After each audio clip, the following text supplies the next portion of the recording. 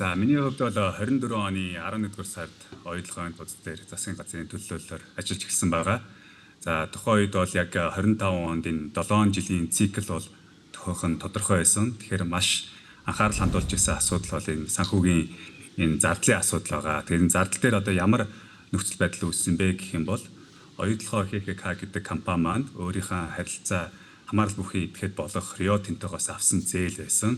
За зээлийн үнийн дүн бол үндсэн зээл бол 6.1 тэрбум доллар, хоримтлагдсан хүү бол 6.9 гэд ойролцоогоор 13 тэрбум долларын энэ зээлийн асуудал байсан.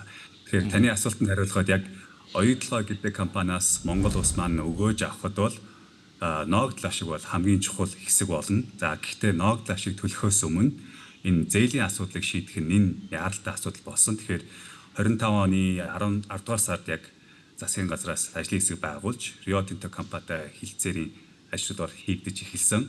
За эхний шатанд бол бид нэр энэ 7 жилийн хугацаанд баригдахгүй 25 он дууснаас үл хамааран бид нэр бол зээлийн асуудлыг ярилцж дууснаа гэж энэ оны ихээр бол ихэнх ахсд бол батлаж дууснаа гэснээр харилцан тохиролцсноор сая 6 сарын 30-нд яг үндсэн яг хилцээрийн зарчмуудыг бол бид нар тохиролцож чадсан байна. Үүн дээр бол та хэллээ. Бид нар хамгийн түрүүнд бол Монгол талдаа өрөө өгөөжийг нэмэгдүүлэхээр зээлийн хүүг бол буулгана. За дээрэс нь ноогдол ашгаа бол 2039 оноос авах байсан бол 2026 буюу энэ жилээс авдаг энэ зарчим руу шилжиж байгаа. За ноогдол ашигтай холбоотой энэ яг нарийн тохиролцоо, яг нарийн тооцооллын аргачлалыг бол бид нар бол дахиж ширээний ард сууж бол ярилцахаар болсон.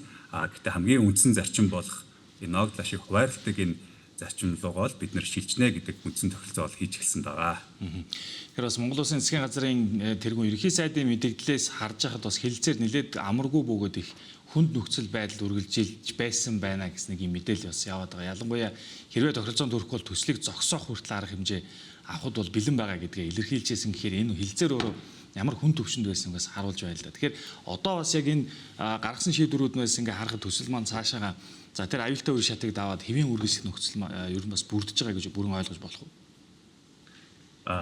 Би бол хөвдөө тэгж ойлгож байна. Мэдээж бол оюутлогоо гэдэг төсөл бол Монгол Улсын хувийн эдийн засгийн маш том одоо хэсгийг бол эзэлж байгаа. Дээрээс нь маш олон гадаадын хөрөнгө оруулагч маань оюутлогоо төслөөр бол жишээг авч бол Монголын одоо хөрөнгө оруулалтын орчин болон хууль эрхтэн хэрэгжилтийг бол хяндаг. Тэгэхээр ерөнхий сайд хэлсэн Монгол Улс бол гадаадын хөрөнгө оруулагчтай нээлттэй хамтран ашигтай зарчмаар бол ажиллахад бол бэлэн. Гэхдээ бид нар бол Монгол Улс эрх ашиг бол тэн дээр бол золиослохгүй. Мэдээж бол өөрсдийнхээ ашигыг хамгаалж үндсэн хуулиар заасан эрх ашигыг хамгаалах бол үүрэгтэй. Саяны энэ хэлэлцээрийн энэ хоорондын тохиролцоогоор бид нар бол харахад хууль ёсны дагуу, гэрээ журмын дагуу хэлэлцээрийн замаар бид нар асуудлуудаа шийдэж чаддаг. Хоёр талдаа харилцан ашигтай шийдэлд хүрч чадгаа гэдэг бол засгийн газраас харууллаа гэж бодож байна. Нөгөөдгөр бас дараагийн төвшөнд анхаарал татж байгаа эсвэл мэдээж онтрэтэй холбоотой эсвэл тэгэхээр онтрэ компани эзэмшлийн лиценз дээр бол оюутлогын бүлэг орд бас тодорхой хэсэг нь хамаардаг гэсэн нэг юм мэдээлэл байдаг шүү дээ. Тэгэхээр яг цаашаад онтрэтэй холбоотой хэсгийг ер нь хэрхэн яаж шийдвэрлэх төлөв байдалтай байна? За онтрэтэй холбоотой хэлэлцээрийн асуудлыг бол албан ёсоор эхлүүлээ гэж ерхий сайд бол өөрөө мэдгдсэн байгаа. За энэтэй бол маш нарийн судалгаа шинжилгээ хийж тооцоол гаргах шаардлагатай байгаа.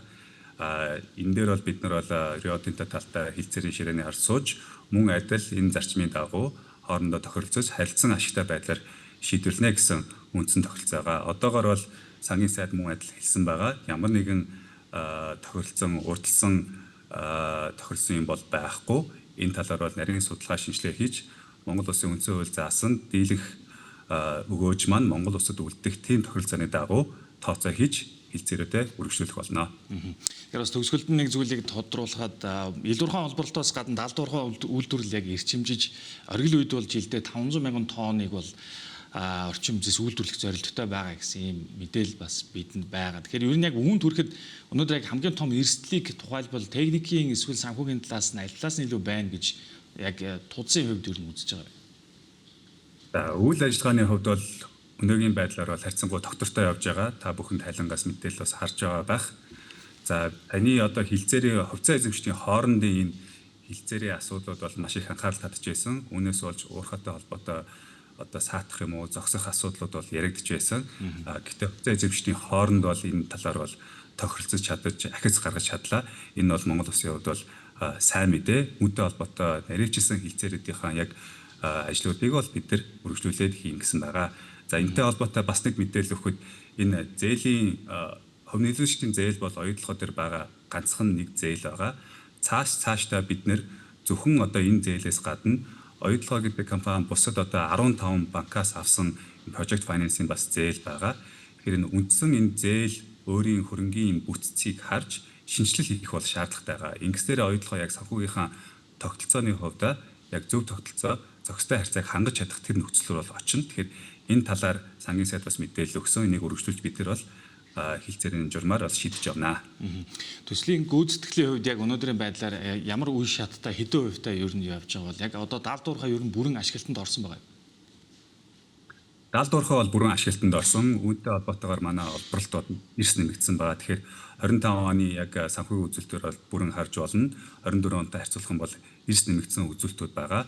За энэ жилээс мөн адил бол нэмэгдэх одоо хүлээлттэй байгаа. Алт цэсний үний эерэг нөлөө бол бид нар бол маш сайн одоо давуу тал болж байгаа. Гэхдээ үүнтэй холбоотойгоор энэ алт цэсний үний эерэг нөлөө зөвхөн одоо компани дээр бус хувьцаа эзэмшигч болох Монгол талдаа бас адилхан бас өгж явах хэрэгтэй гэсэн зарчмаар бид нар бол ажиллаж байгаа. Тэгэхээр бас оюутлогын бүлэг ордын нөөцийн шинжилэн тогтоох судалгааны ажил яг одоо ямар төвшөнд явж байгаа вэ? Энэ хийгдсээр байгаа юу эсвэл яг одоогийн байдлаар урьдчилан ер нь тогтоогдсноороо үзэж байгаа юу? Бас сүүлд нэмэгдсэн мэдээлэлээр хэд орчим жилийн ашиглалтын нөөцтэй гэдэг яг эцсийн байдлаар ер нь дүн гарсан байна. Оюутлог бүлэг орд бол маш том орд, маш олон одоо олон хэсгээс бүрдсэн ийм ордын орд байгаа. Тэгэхээр энэ дээр бол байнгын судалгаа шинжилгээ хийлгэж яадаг.